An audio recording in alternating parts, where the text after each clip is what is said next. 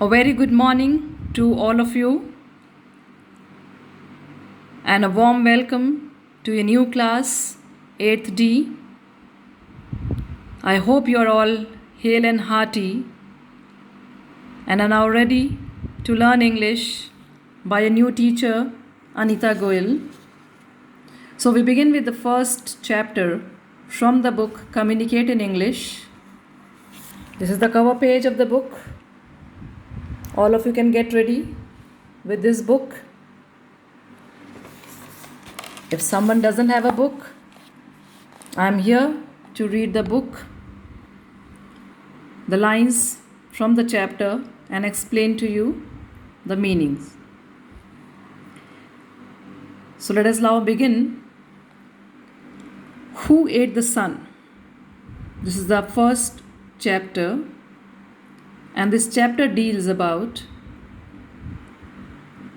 the various myths or the various stories that are told by different people of different cultures regarding the solar and the lunar eclipses, especially the solar eclipse, because when there's a solar eclipse, the day becomes night. Actually, it becomes night during the daytime, and it was really a frightening event during earlier times when the people, the early man, did not know why this eclipse or why somebody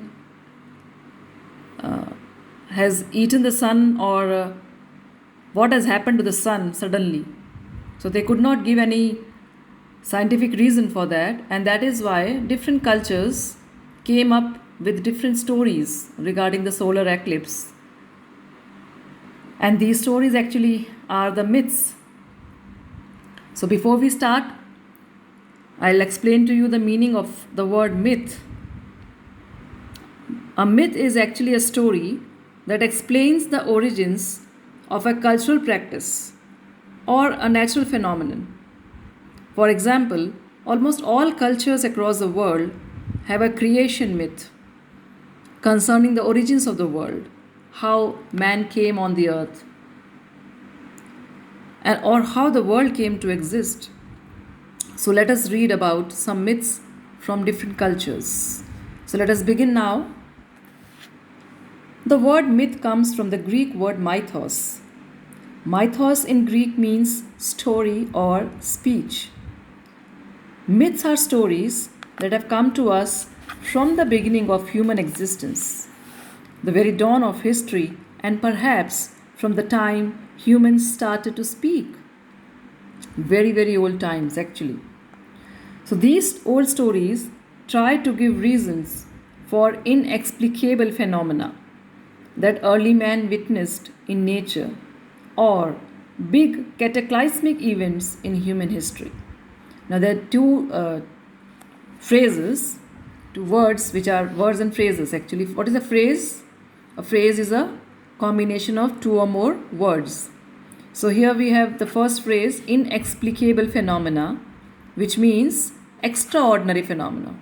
Something which is extraordinary, which cannot be explained or understood. And the other is cataclysmic events, sudden or violent changes in nature.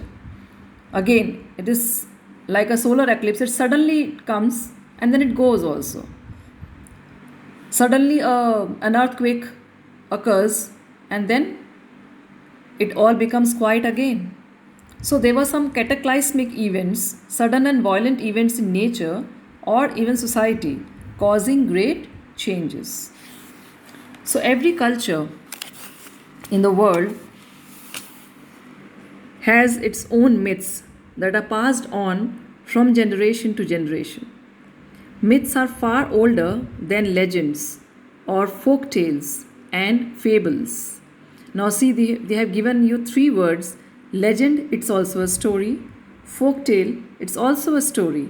And fables are also stories, but all are different from each other. Legend is actually a story about some heroes, legendary figures who are appreciated and who are actually inspiring for others. Folk tales are the tales which are told by the common people to the coming generations or the next generations. And fables are actually stories based on animal characters. So the earliest myths we know of are those that describe the creation of the universe, of men, animals, and spirits, and tell us of the origins of the gods. Today, with the growing influence of rational, scientific views of the world, when we use the word myth, we often mean something that isn't true, something made up to deceive others. But myths are perhaps necessary for the human spirit, as reality is too complex for the human brain to grasp. We need explanations for questions that we cannot still answer based on our rational knowledge. What is our purpose? Where do we come from? What is reality?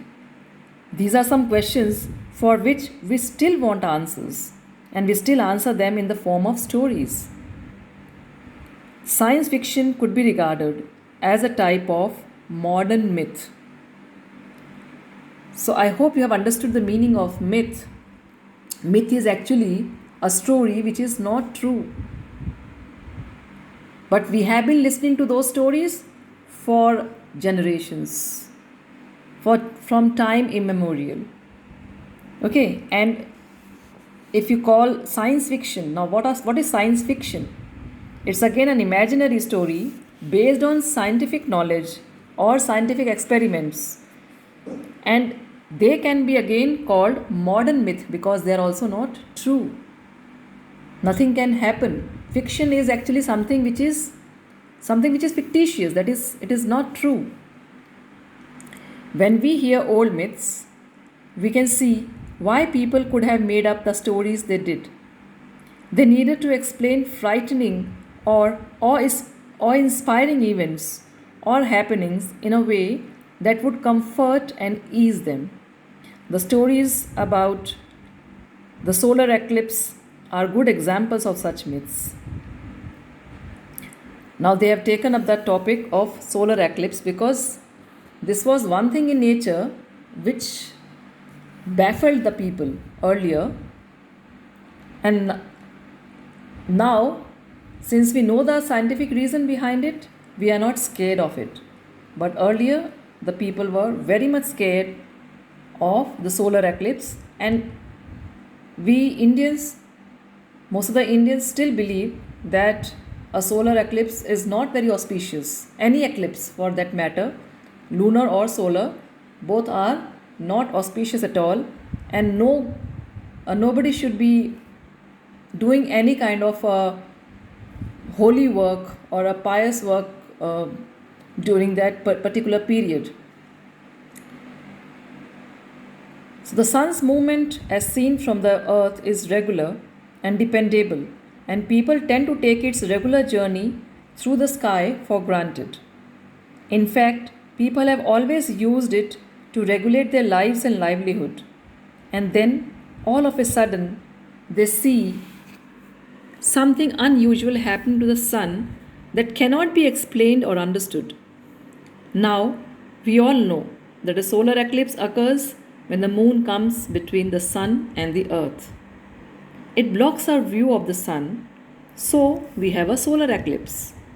If someone doesn't know what a solar eclipse is, it's natural for them to be frightened to see the sun being eaten up, bite by bite, right in the middle of a perfectly ordinary day.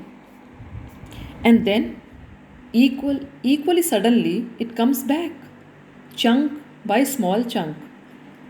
Chunk means part, okay, small part of a thing. Chunk by chunk, till it is shining over the world once more. It looks remarkably like someone ate up the sun for a while. In fact, the earliest word for eclipse in Chinese, shi, means to eat. And most myths about the solar eclipse are stories of various creatures and demons devouring the sun in the sky. What's the meaning of the word devouring? Devouring means to eat something hungrily or greedily. So it was believed that the sun is eaten by somebody. Okay, with the greed, very fast they are eating. But how it is coming back again? So in different cultures, they have different stories. So let us start with this. The Vikings who saw a pair of sky wolves chasing the sun or the moon. Now, who are the Vikings actually? If you have not heard of this word, these are the people of Scandinavian countries, Norway, Finland, and Sweden. The early people. Okay. So the Vikings saw a pair of sky wolves chasing the sun or the moon. There was an eclipse whenever one of the wolves caught a bright orb. Orb means a heavenly body. It can be the earth, it can be the moon, it can be any planet or even the sun. So there was an eclipse whenever one of the wolves caught a bright orb. The bright orb actually stands for the sun or the moon because they have the shine. In a story from Vietnam, a frog or a toad eats the moon or the sun. The Koreans thought wild dogs chased the sun across the sky and ate it. In our country, the story is told of the demon Rahu, who disguised himself as a god in order to steal a taste of Amrit after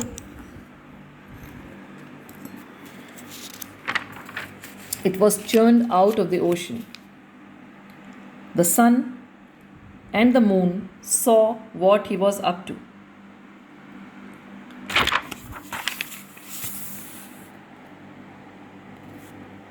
And reported him to Lord Vishnu. Vishnu sliced off Rahu's head before the Amrit could slide down his throat. You all know that Vishnu had this Sudarshan Chakra. So Vishnu sliced off his head with the head of the chakra. As a result, the head turned immortal, but the body died because he had already consumed Amrit. So his head had become immortal, but since his head was chopped off, his body died. The demon Rahu's head continues to move through the sky, chasing the sun and the moon in anger. Every now and then he catches them and swallows them to cause an eclipse. But as he has no throat, the sun and the moon fall out every time and the eclipse gets over. So that's in the Hindu mythology. We have given the explanation of the solar and the lunar eclipse by giving the story of Rahu. The Chinese too believed that an invisible dragon ate up the sun. So they made a huge commotion to frighten away the dragon. Now they believed, there's a picture here showing you the dragon, see, and how it is coming near the sun to eat it. So the Chinese too believed that an invisible dragon ate up the sun, and so they made a huge commotion to frighten away the dragon. And they had drummers beating drums and archers shooting arrows in the sky.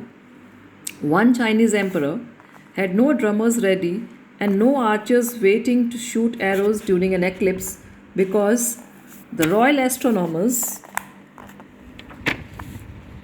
Hsi and Ho failed to predict an eclipse. The emperor was so angry that he ordered that the two astronomers be punished. The people of Japan, on the other hand, believed that poison dripped from the skies during an eclipse. So they took care to keep all their wells covered. So different cultures, different people of different countries had their own stories and explanations about the solar and the lunar eclipses.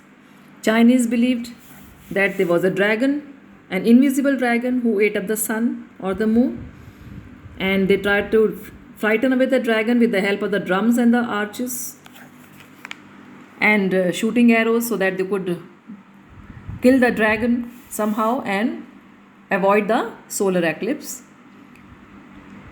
The Indians believed in the Hindus especially believed in the Rahu's story, The Japanese, on the other hand, they believe that there was poison dripping from the sky during an eclipse, and so they used to keep their wells covered. Then there is another group of people, the Bata Maliba people from Benin and Togo in West Africa. They have a different and interesting belief about eclipses. Their myth tells a story of a fight between the sun and the moon during an eclipse. The people encourage the sun and the moon to stop fighting. To this day, they see eclipses as a time of coming together and resolving old feuds.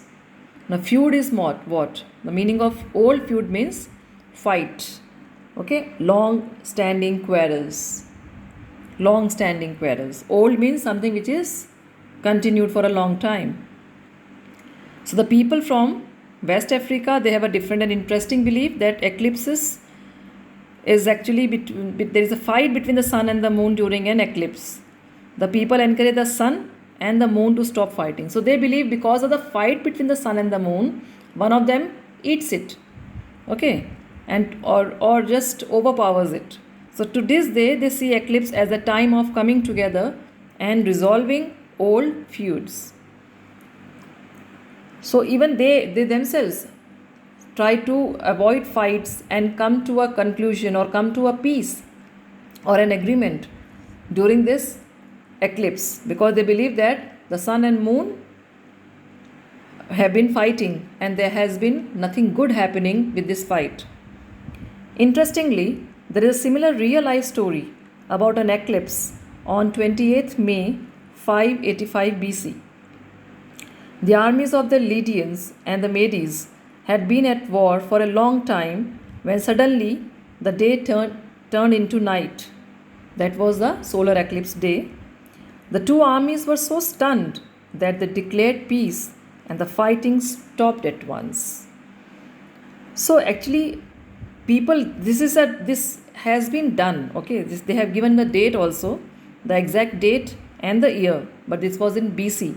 585 BC means around 2500 and 2605 years ago, around 2600 years ago, this happened actually.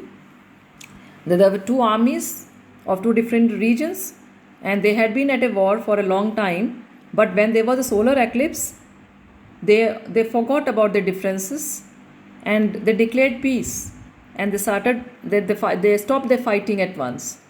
They understood that there was no point in fighting a war, and so they came to peace. So some people actually have taken the solar eclipse as a time when they should end their fights. So that is a good thing. So that's all in this lesson for explanation. In the next video, we can do the question answers, the discussion of the question answers. I will ask all of you now to read the lesson yourselves at home once from the book, and then try to solve the exercise, the MCQ part, which is given on page number 9. Then they have short answers, very short answers, which you can discuss with the partners. Okay. These old stories try to give reasons for inexplicable phenomena, all those things. So they want to know the meaning of these lines, which I have already explained. And then they have some exercises regarding the vocabulary. They have given some words in the box, and you have to choose the correct word. Closing meaning. See, replace the underlined words with appropriate words from the box. This exercise you can do in the book itself.